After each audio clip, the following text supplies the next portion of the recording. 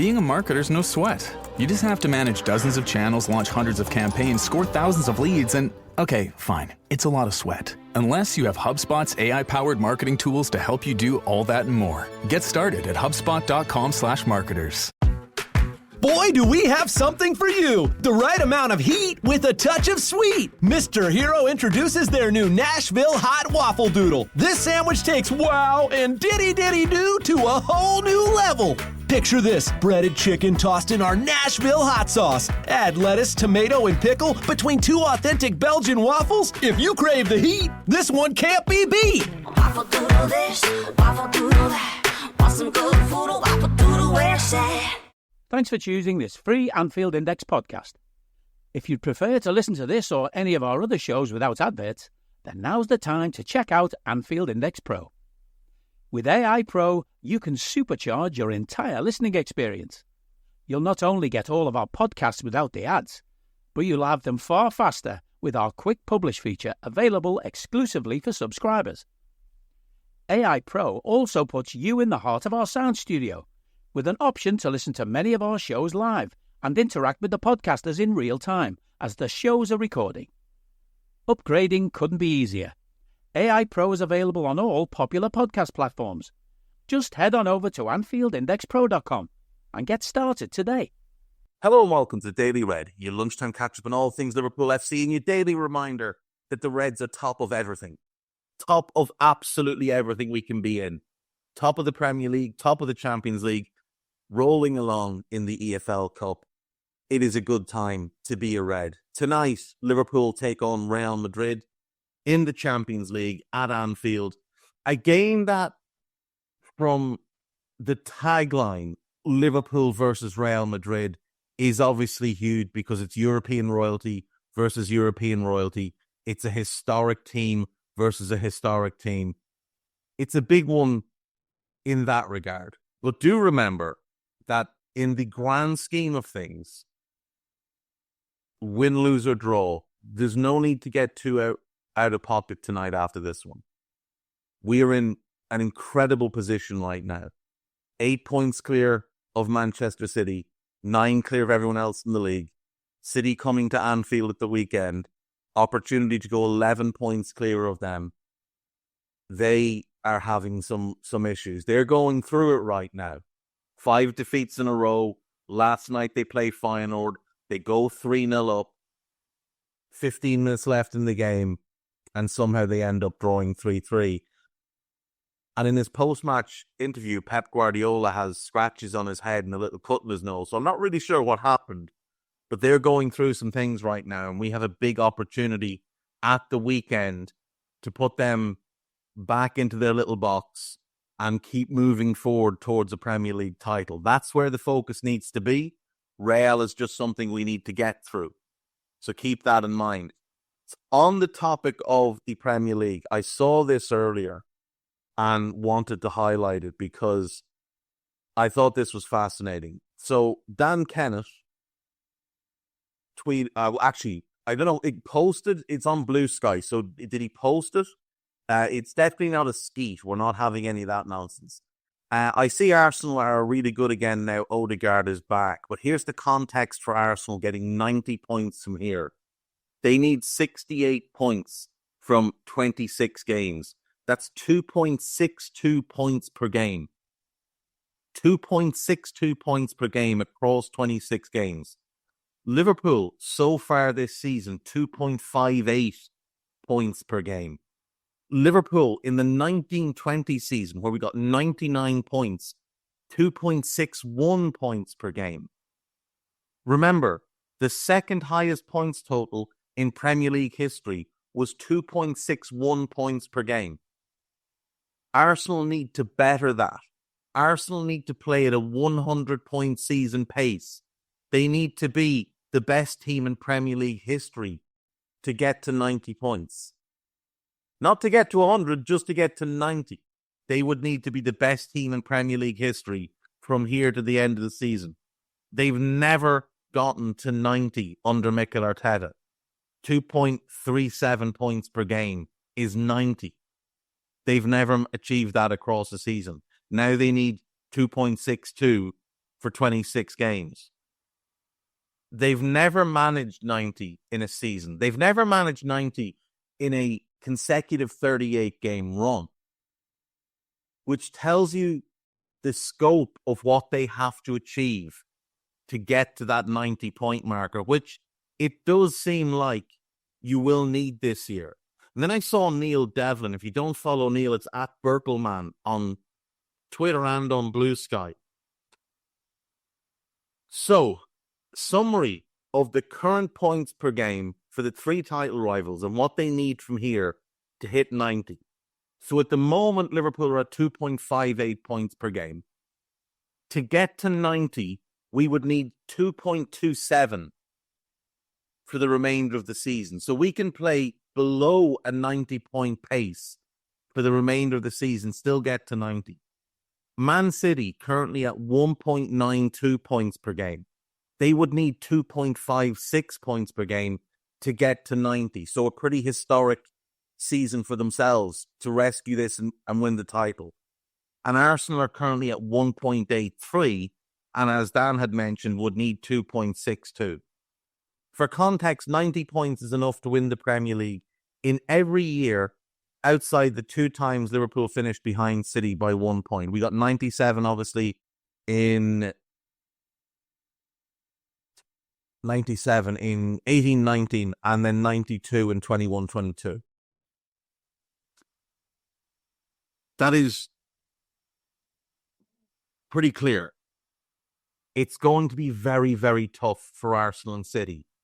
Barring catastrophic failure from ourselves, we can dip a level and still get there quite comfortably. They have to go up multiple levels. They have to go up to historic levels to get there. I can't imagine, and Neil has said this, that a team running under 2 points per game for 32% of the season, which is what we've had already, have ever gotten to 90 points. I can't imagine that they have. So it becomes very, very difficult for them. Liverpool can get to 90 points from here with 17 wins, 8 draws and 1 loss. 17 wins, 8 draws, 1 loss. That will get us 90. City would need 21 wins, 4 draws and 1 loss. And that's now before they play us at the weekend. That would be their loss. If they lose that game, they would then have to go unbeaten the rest of the season with 21 wins and 4 draws to get to 90. And Arsenal, they would need 21 wins and 5 draws. Does anyone think Arsenal are going unbeaten the rest of the season? Because I certainly don't. I certainly don't think they're going unbeaten the rest of the season. Now, we obviously have to play City twice this weekend, and then later in the season we'll play them at the Etihad. Arsenal have to come to Anfield, and City have to go to the Emirates. So that does play a factor because you're taking points off teams and whatever. If we were to beat City at home, and let's say Arsenal beat them at the Emirates, then what City need to do from the other games changes enormously. Now they need to win pretty much every game. If we beat Arsenal at Anfield and City beat them at the Emirates, becomes near impossible for Arsenal to get to 90. This start has put us in an incredible position. And I did say for over a year, the only way to beat City is to blow them away early in the season and build up such a lead that when they find that form from February on, you're just too far ahead. It's the only proven way to beat Manchester City to the title under Pep. It's the only way, is to blow them away early in the season.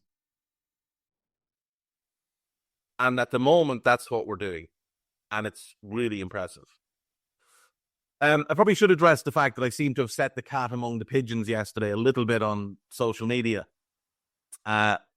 So obviously, a certain gentleman went on Sky on Monday night and decided to spend some time criticizing Mo Salah for his comments about, the contract situation. And I saw that and took umbrage with it, as I think most Reds did. And I tweeted out that I would not be hearing criticism about how to conduct yourselves around contracts from a man who quietly arranged a new contract for himself with the outgoing owners when Liverpool were in the process of being sold to Fenway Sports Group. He had himself a big old cry then on social media about how Liverpool fans were, taking Mo's side and all this kind of stuff. And he did respond to me.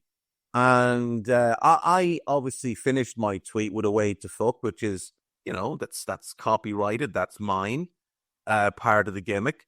And he responded saying, arranged a contract for himself. And he put a laughing emoji. But you did, James. You did arrange a new contract for yourself. He said new owners wouldn't have given their starting centre-back a new deal. And I think he put another laughing emoji. It's unlikely they would have, James. You were 32 years of age, about to turn 33, and you had declined quite a bit over the previous 15 or so months. So it's unlikely that they would have been willing to give you a contract. Certainly not a multi-year contract. A multi-year contract, by the way, in which you lost your place in the team, had some injuries, and continued to decline before, to be fair, a very nice finish to your Liverpool career. Those last 4 or 5 months, and you came back into the team, partnering Daniel Agger, you were good in that run. You hadn't been for a couple of years. But no, they most likely wouldn't have given you a multi-year contract. And you said that you took a pay cut. Fair play. I doubt you were playing for nothing, though. I'd imagine it was still a big new contract. It might have been a slight pay cut from what you were on, where I'd imagine you were one of the highest earners at the club, as the club vice-captain and the longest-serving player. So while it might have been a pay cut, I would still imagine it left you among the top earners at the club. So it was a big new contract that you arranged with the outgoing owners. Maybe not with them directly, but with the people that worked for them, Ian Ayre, Christian Purslow, etc. It's very unusual. In fact, I would go as far as to say I've never seen it happen before, that as a club is being sold, a player gets a new contract from the old ownership, not the new ownership. I would say I've never seen that happen before. If you can give examples of other players that's happened with, I'd be really curious to know. I also noted that your contract was announced on the 15th of October. 15th of October is also the day the new owners bought the club. I went looking, I couldn't find any mention of you being in contract talks before that. So it was done very quietly.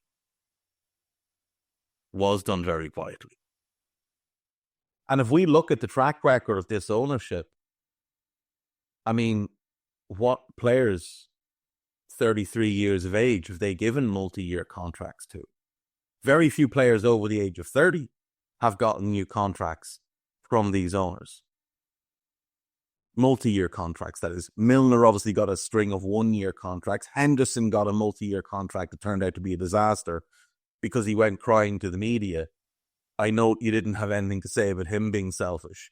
The other thing I noted then as well was he called, I assume he was referring to me and others because he was referring to something I'd said in a different tweet when he said that Mo Salah fanboys were saying that Salah just answered a question, which is what he did. Now, he may have gone looking to the question. He did just answer the question.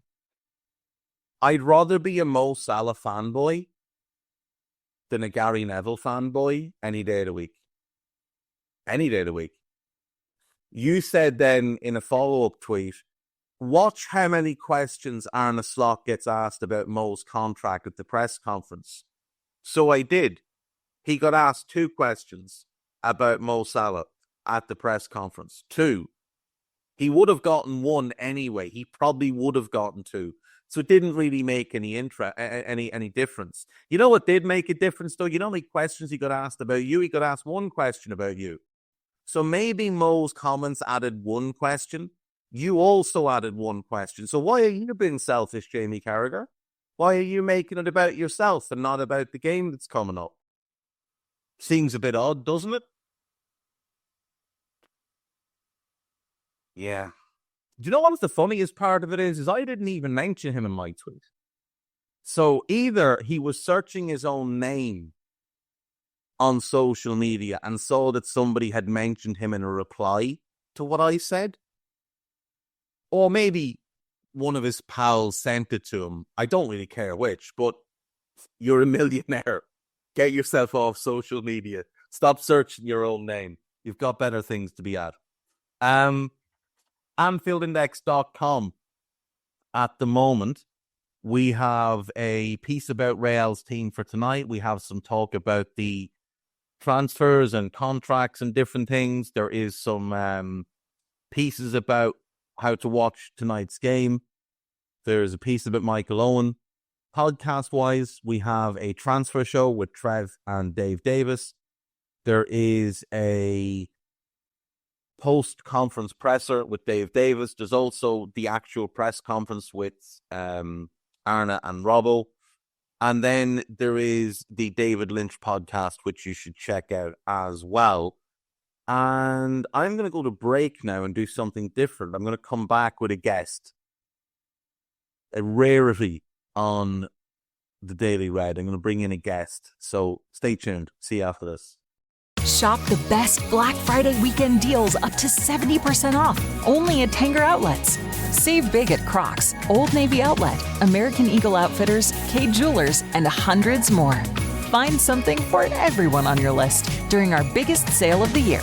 Hundreds of brands, endless gifting options. Unwrap the best at Tanger Outlets. Stores open at 6 a.m. Black Friday. Get your savings at Tanger.com. Big time deals on big name brands.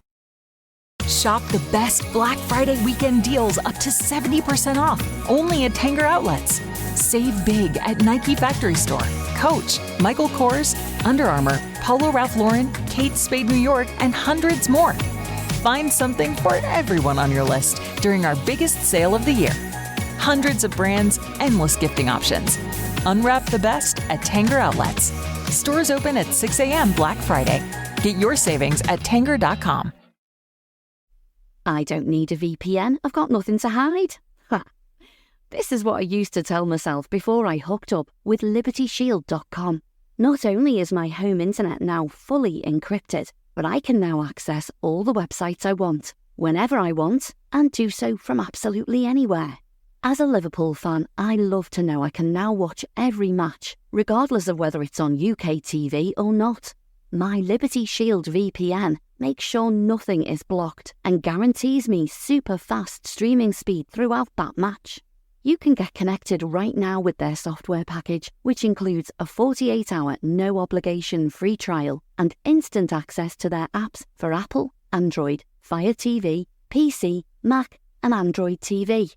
Or go a step further like I have and get one of their pre-configured VPN routers. These small but powerful devices allow you to easily connect every device in your home to VPN, making it the perfect solution for smart TVs, Mac boxes, and games consoles. Visit LibertyShield.com today and use coupon code AIVPN25 to get 25% off at checkout.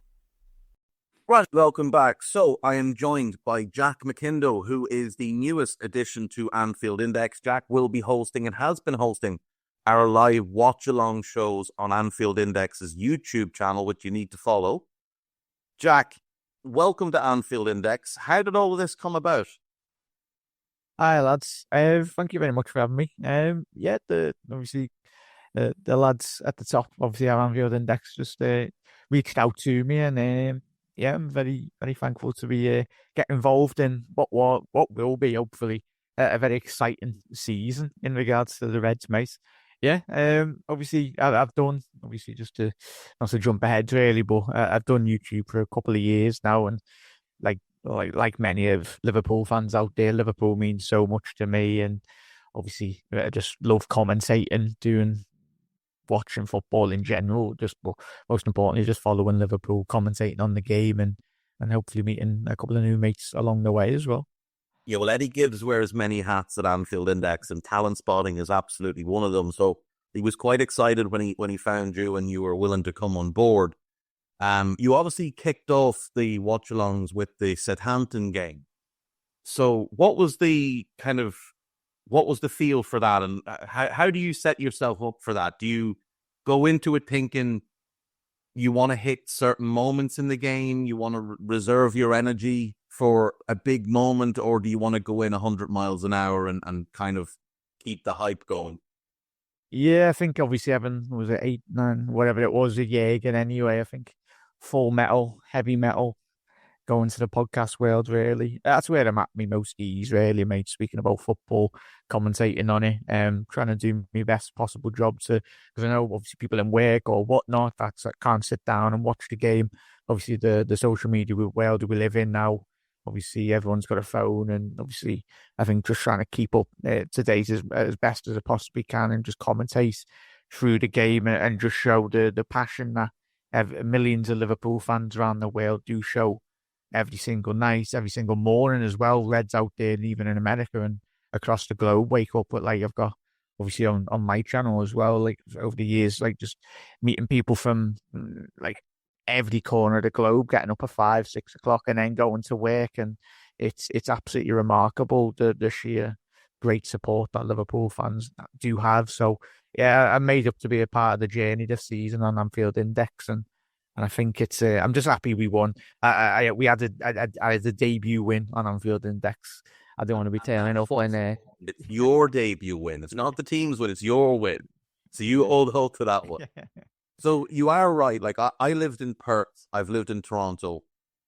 So I've seen what it's like to have to live the schedules that Reds in those parts of the world live. I can't even imagine Reds that live in, say, Melbourne or Sydney or Brisbane or in Vancouver or LA, in places like this, where they're getting up like 3, 4 a.m. or staying up till 3, 4 a.m. to watch games. And then, like you said, having to go about their day, having to still live a normal life. It is tough. I think the great thing with watch-alongs, because I'll be honest with you, when the watch-along kind of thing first started, Goldbridge was probably one of the originators of it. And I sort of was like a bit put off by the idea of it, because with some of them, now, not yourself, because I've watched clips of the clips that have been uploaded on YouTube of yours, it seems a lot more natural. With some of them, it almost felt a bit staged, like a bit like a performance art.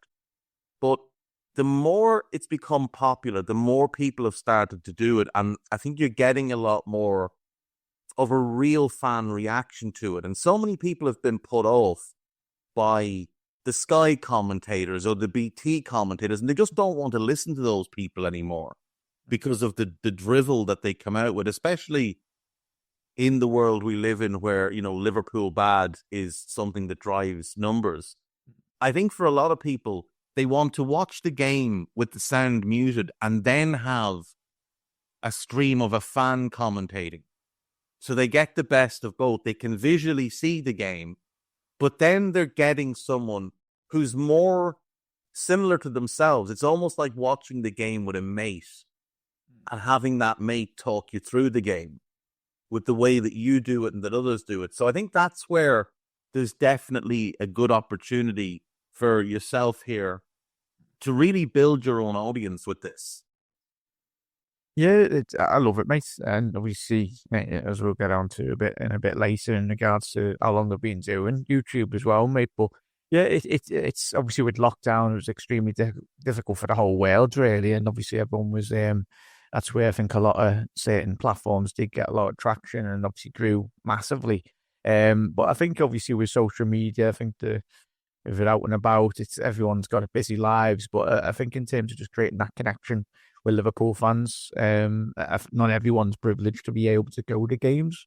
I'm very fortunate enough that over the couple of years, I've been able to go to 1 and 2. But I think for the Liverpool fans out there that can't go to the game, that can't afford Sky, BT, I know for many of you, I used to listen in my kitchen in the younger years because obviously didn't have the opportunity to be able to watch the game. Sometimes I go around my mates or whatnot, but some nights or some days as well on Saturdays and Sundays, I'd sit in the kitchen with my dad and listen to the radio. But the world obviously we live in now, it's very differently over the last.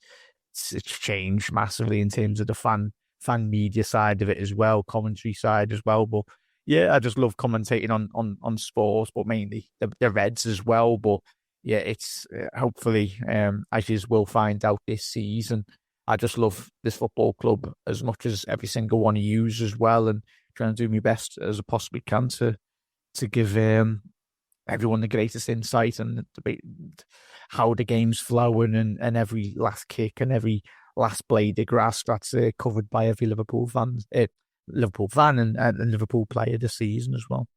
So let's talk about your YouTube background. So when did you get started? Actually, first things first, what's your own channel so people can check you out there if they want to get more background on yourself? But how did the YouTube journey start for you?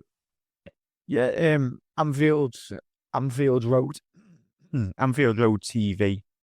I did start, but obviously formally I did start with Jack McIndoe FC. Some people might be aware in terms of that. But Anfield Road TV did have a name change a couple of seasons ago. But yeah, in terms of, I think it was my very first video. If anyone, I don't think anyone will be wanting to watch back, but if anyone's got a passion, wants to start YouTube or whatnot, or anything really, and follow the passion, just go back and look. I've just done an audio little podcast. Looking back at it, I think it's a good start point to where how far I've come, but mainly anyone in terms of the YouTube scene or social media scene. It's just the gradual improvements.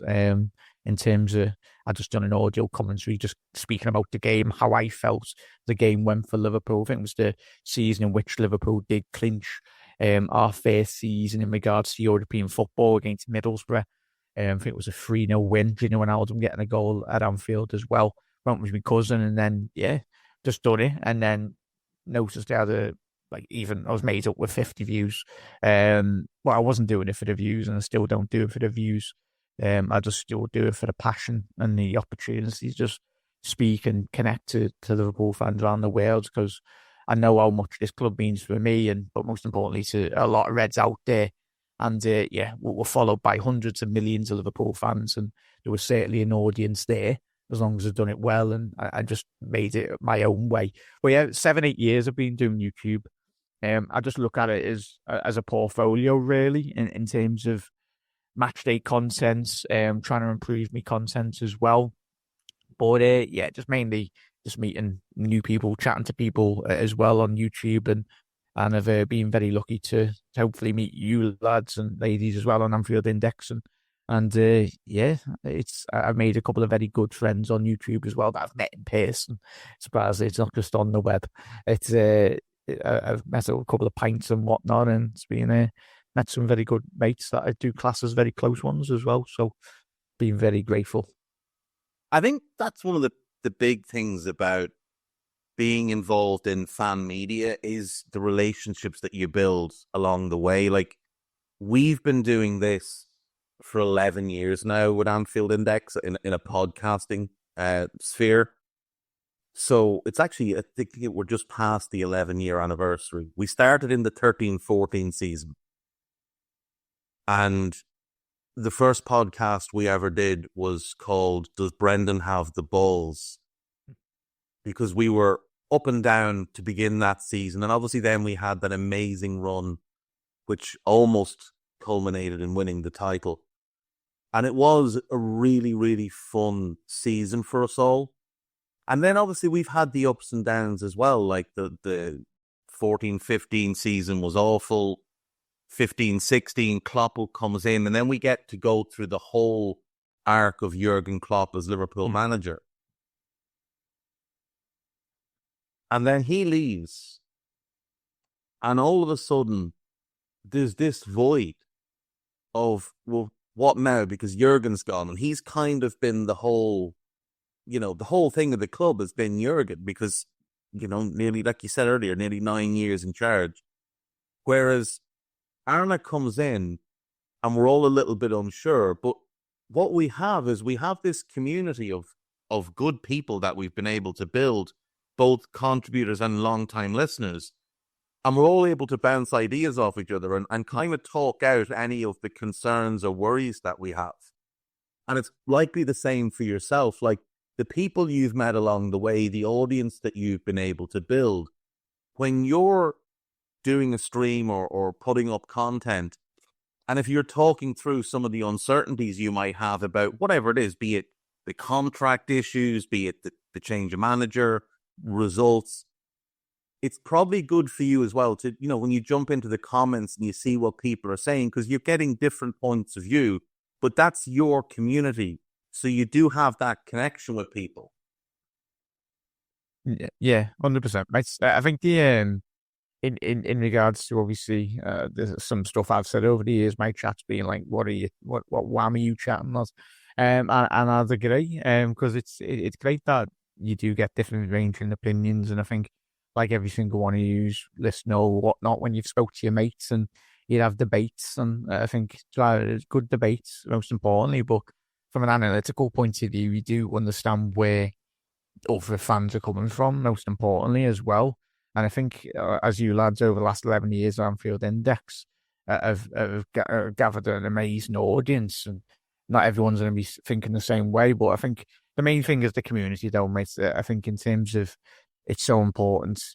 Everyone's got a crazy world we live in, obviously going to work and family or whatnot. But what is, for me, has always been the most consistent thing is Liverpool.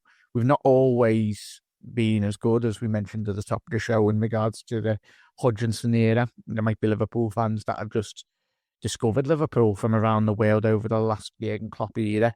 Win, lose or draw, probably like the majority of us, we get behind the lads, no matter. It's a good period now. Hopefully this great momentum under Arne will very much continue, mate. But the good times and the bad times, but what's consistent is Liverpool, and it just provides an opportunity, just trying to forget the noise for 90 minutes on a weekend and speak to your mates, watch the game with your mates, and very much create that connection.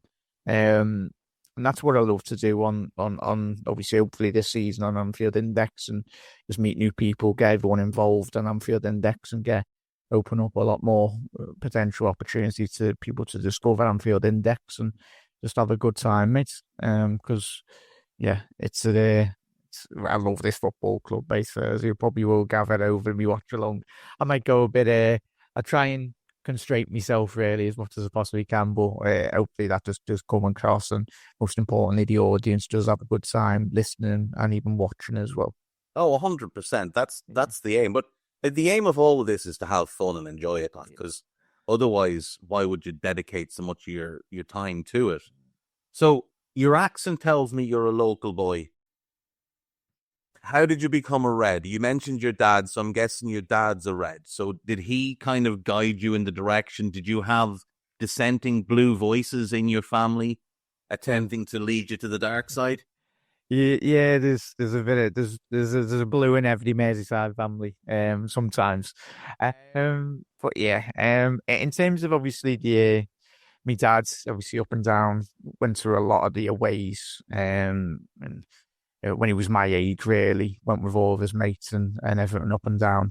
Doesn't go as regular now, but in terms of, he's passed on that love for Liverpool to me, really. And I think even, not even just me father, but I think in terms of my mum loves Liverpool as well. And I think the majority of all my mates were all Reds as well.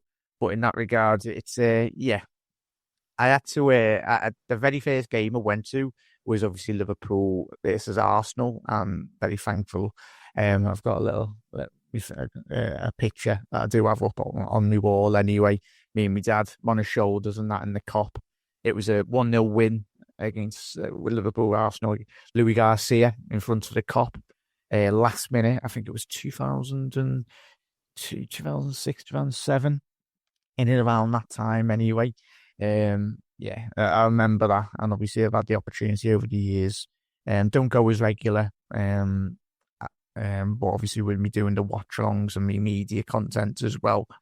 But it's I enjoy it, mate. It's there's a couple of blue mates. I do wind them up anyway, but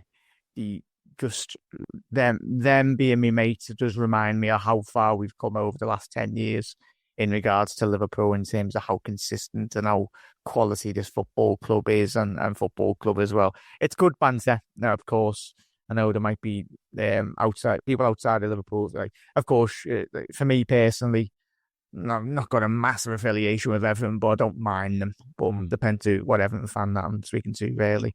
But yeah, it's I think it's an easy 6 points. I'll just say that every season. Yeah, well, it's a nice friendly 6 points. Definitely, yeah. Just to age you a little bit, that game was Tuesday, February the 14th, 2006. So 18 years ago, Jack. Yeah. So yeah, and like it's you do date back a bit. Like this is the thing as well. Like you mentioned, you don't get to go as often now. And I think that's true for a lot of people. Like you mentioned your dad when he was, your age, he was able to go regularly, go to aways. But with people in your age group and then those younger, you have been kind of priced out of games because of the cost of everything. Like the cost of living is sky high now, but the cost of going to the match is very, very high. Even for those, like, it's one thing for people like me that don't live in England, let alone in Liverpool. Like we have to factor in flights, hotels, all that kind of stuff. People from all around the world, it's the same thing. It's so expensive to get to the game. It's so hard to get tickets unless you've got good connections. But even for local people, the cost of tickets is just far too expensive. And I think things like the watch-alongs, they do provide a great alternative because, especially with a local accent on the game, I think it does mean a little bit more. Like, I will often watch Goldbridge's content just because some of it's quite interesting. I find him amusing more than anything. But I see people in the comments and that saying, but he's not a mank, so I don't like listening to him.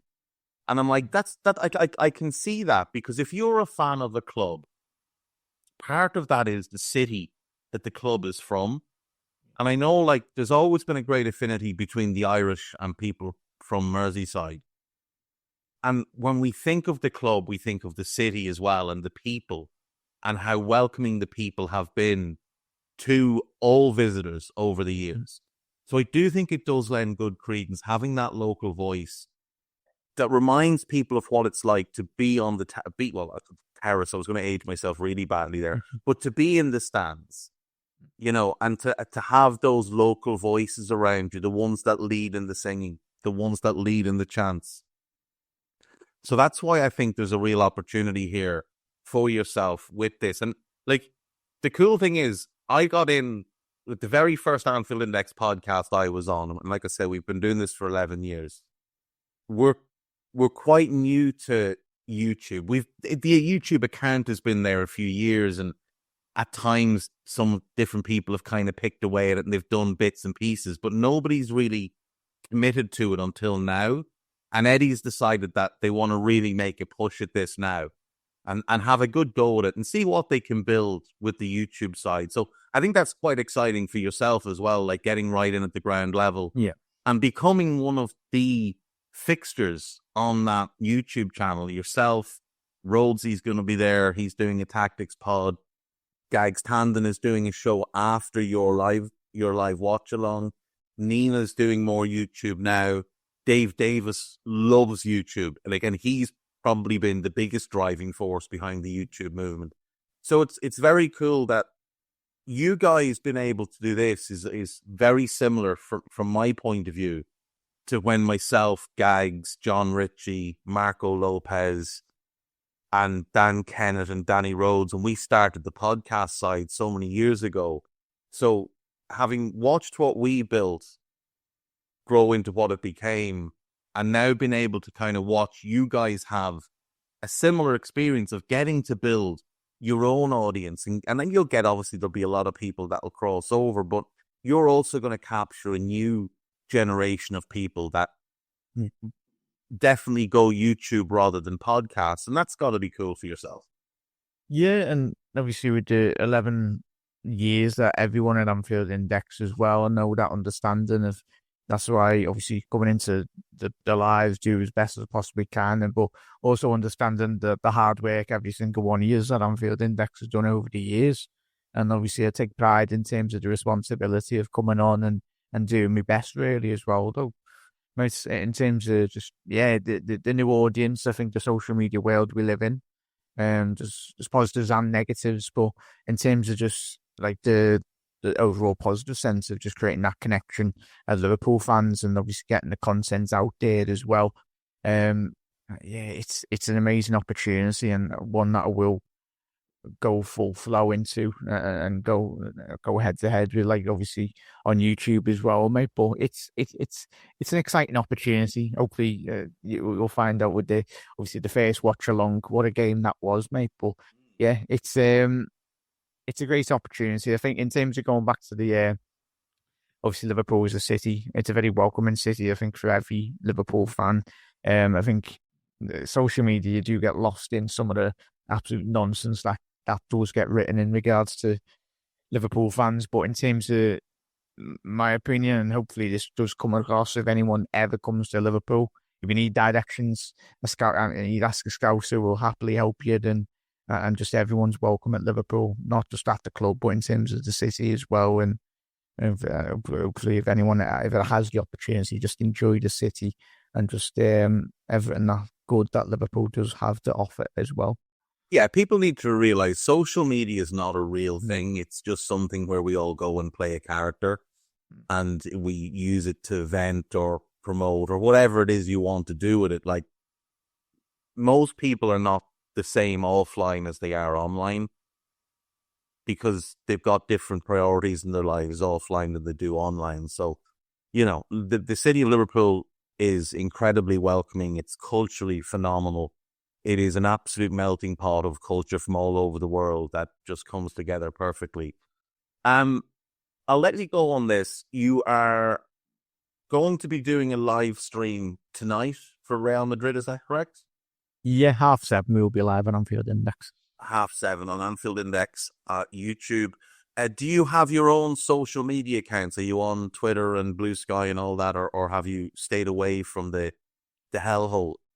No, obviously I don't. I've got Twitter and X or whatever in terms of that, but I only use it to post me links and just get the video out there, really, mate. But yeah, Anfield Road TV on all social media platforms, TikTok, YouTube, and all that. But in terms of obviously my Twitter's just Jack McIndoe as well. But obviously I will be this season on my watch-alongs, and I will be on a couple more shows throughout the week as well, hopefully this season, on Anfield Index. But massive thank you, Dave and David and everyone involved in Anfield Index for welcoming me on board, and hopefully I will get a chance to meet everyone eventually and speak to you. And I look forward to a very exciting season, which it will be this season. Fully it is. It's shaping up to be a very exciting season. So 7:30 tonight, youtube.com/Anfield Index. Get in with Jack, even if it's just to watch his pre-match build-up, if you're going to watch the game with the commentary, if you're going to subject yourself to that drivel. Otherwise, put the game on, mute the sound, and have Jack playing so he can talk you through the game. Follow Jack on all social media platforms. Check out his own YouTube, youtube.com/Anfield Road TV. He's got regular content there, regular live content for other games that aren't Liverpool. If you want to get a feel for what he's about, go and check all of that out. And Jack, welcome aboard. Looking forward to it. Eddie's very excited, which means we should all be very excited. Cheers. Thanks a million. Right, folks, that's going to do me for today. You can check out all the latest on AnfieldIndex.com. We'll see you tomorrow. Bye-bye. We hope you enjoyed listening to this Anfield Index show. Please be sure to subscribe to our channel so future podcasts find their way to your device automatically. There's nothing quite like fan engagement, and we'd love to know what you think of anything discussed on this show. The best way to get in touch is over on our free Discord community, where both podcasters and listeners debate the hottest LFC topics 24/7. Sign up free now at AnfieldIndex.com/Discord. You won't regret it. You can also follow us on Twitter at Anfield Index and find us on Facebook by searching for Anfield Index. Oh, and before you go, we'd love it if you could leave us a 5-star review on your favourite podcast app. It only takes a couple of seconds, and it means the world to the people who create these free shows.